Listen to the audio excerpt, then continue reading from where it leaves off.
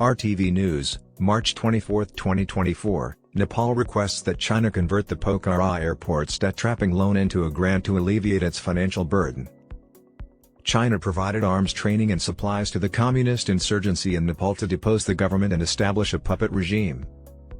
Prime Minister Pushpa Kamal Dahal of Nepal declared on Tuesday that diplomatic talks have begun with China to convert a loan for Pokhara International Airport, which accumulated additional debt rather than generating income, into a grant.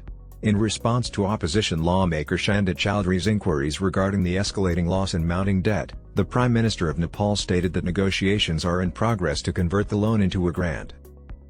An investigation committee comprising representatives from the public and private sectors has been established to facilitate air travel to and from Pokhara International Airport.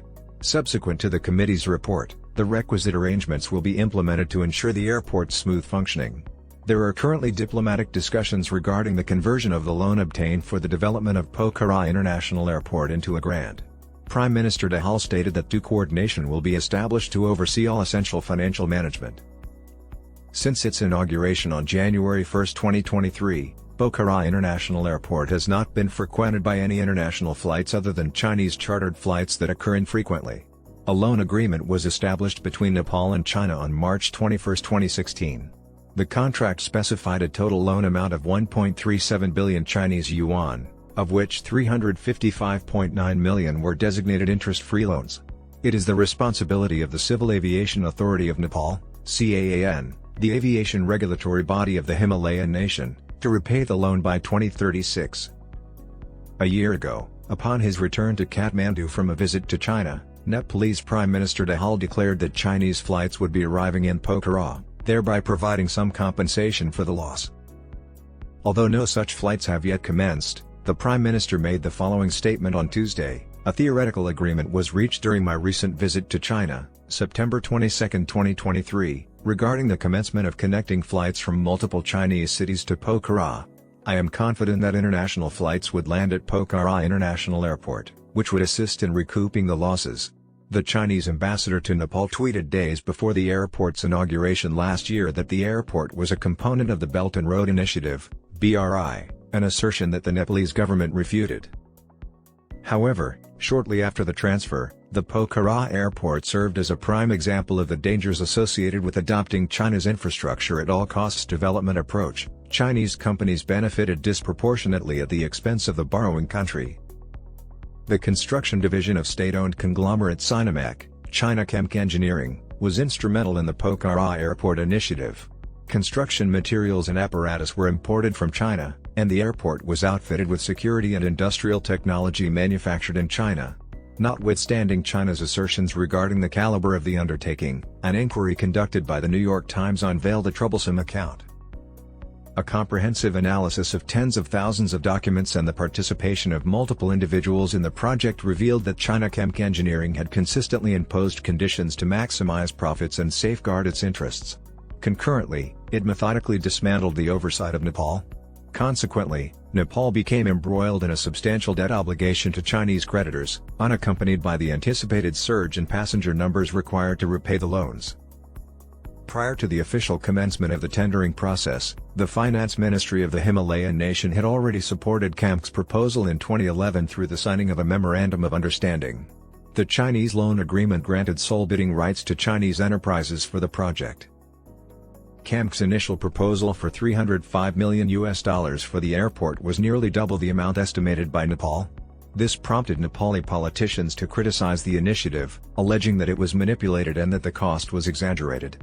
Chemk reduced its bid to $216 million in response to the public outrage, thereby decreasing the cost by approximately 30%. China and Nepal signed a formal agreement in 2016 to collaborate on the project for a period of 20 years. A quarter of the financing was allocated in the form of an interest-free loan. Nepal had planned to obtain a 2% interest loan from the Export-Import Bank of China for the remaining balance. As the construction process advanced, evident problems emerged. The Chinese contractor was under the supervision of the Civil Aviation Authority of Nepal. However, the project was impeded by insufficient funds for consultants and the absence of seasoned personnel. The budget allocated for engaging consultants to verify CAMC's adherence to global construction standards was initially reduced to $10,000 from $2.8 million and reallocated to other purposes. This deficiency in supervision enabled CAMC to commence operations prior to engaging consultants and execute construction tasks that failed to adhere to global benchmarks. The omission of critical elements, including soil density testing for the runway's foundation, compromised the runway's future stability.